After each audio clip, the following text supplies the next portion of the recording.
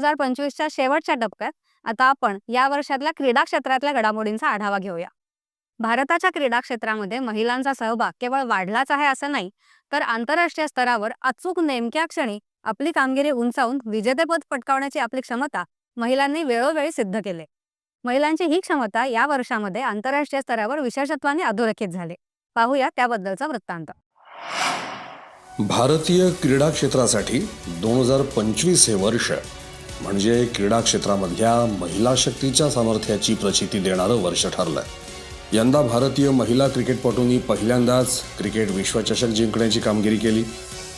तर दृष्टिबाधितांच्या विश्वचषक क्रिकेट स्पर्धेतही भारतीय महिला संघानं विजेतेपद पटकावलं.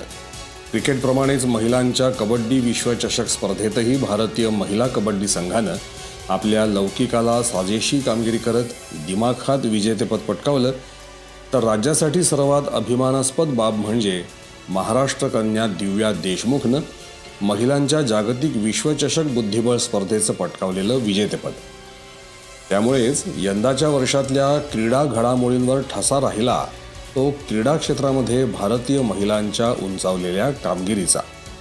गेली काही वर्ष सातत्यानं चांगली कामगिरी होत असली तरी 50 षटकांच्या एकदिवसीय क्रिकेट विश्वचषक स्पर्धांमध्ये भारताच्या महिला संघाला ऑस्ट्रेलिया, इंग्लंड या मातब्बर संघांची मक्तेदारी मोडून काढण्यात यश येत नव्हतं.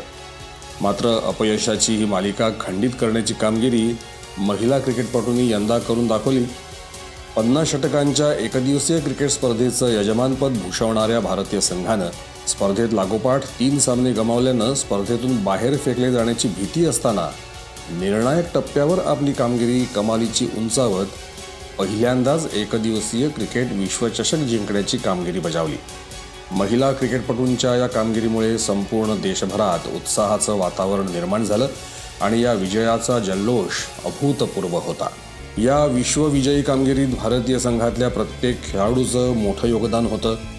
पण निर्णायक सामन्यांमध्ये जेमिमा रॉड्रिग्स, शफाली वर्मा, स्मृती मानधना, कर्णधार हरमनप्रीत कौर यांच्याबरोबरच दीप्ती शर्मा आणि इतर गोलंदाजांनी आपली कामगिरी उंचावल्यामुळे विश्वचषक जिंकण्याचं स्वप्न साकार झालं.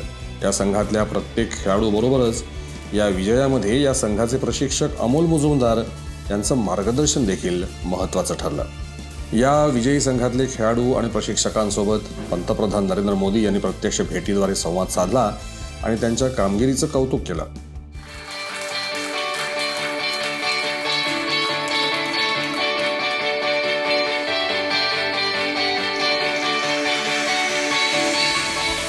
यानंतर काही दिवसातच भारताच्या दृष्टिबाधित महिलांच्या क्रिकेट संघानं देखील दृष्टिबाधित महिलांच्या पहिल्या T20 विश्वचषकावर आपलं नाव कोरलं. संपूर्ण स्पर्धेत अपराजित राहत भारतीय संघानं अंतिम फेरीत नेपाळचा धुव्वा उडवला आणि विजेतेपद पटकावलं. राष्ट्रपती द्रौपदी मुर्मू यांनी या संघातल्या सदस्यांची नवी दिल्लीत राष्ट्रपती भवनात भेट घेतली आणि त्यांच्या कामगिरीचं कौतुक केलं. तसंच पंतप्रधान नरेंद्र मोदी यांनी देखील दृष्टिबाधित महिला क्रिकेटपटूंची भेट घेतली आणि त्यांच्या कामगिरीची प्रशंसा केली. सर, आप कैसे पता लगा गाना गाती हैं? ऐसा है, मैं आप सबका ध्यान रखता हूँ जी.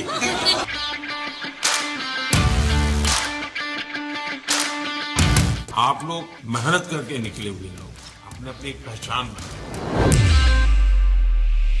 चलिए, सबको बहुत बहुत शुभकामनाएं. आपने देश का नाम रोशन किया है और देश के सभी लोगों को इससे इंस्पिरेशन और सिर्फ दिव्यांग को नहीं, बाकियों को भी प्रेरणा मिले.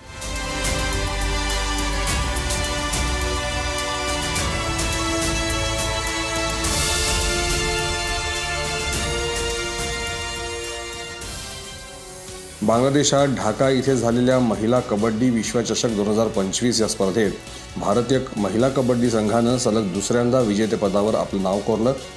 अंतिम सामन्यात भारतानं चीनी तैपेईचा 35-28 अशा गुणफरकानं पराभव करून ऐतिहासिक कामगिरी केली. या ऐतिहासिक विजयानंतर पंतप्रधान नरेंद्र मोदी यांनी भारतीय संघाचं अभिनंदन केलं. ज्या खेळांना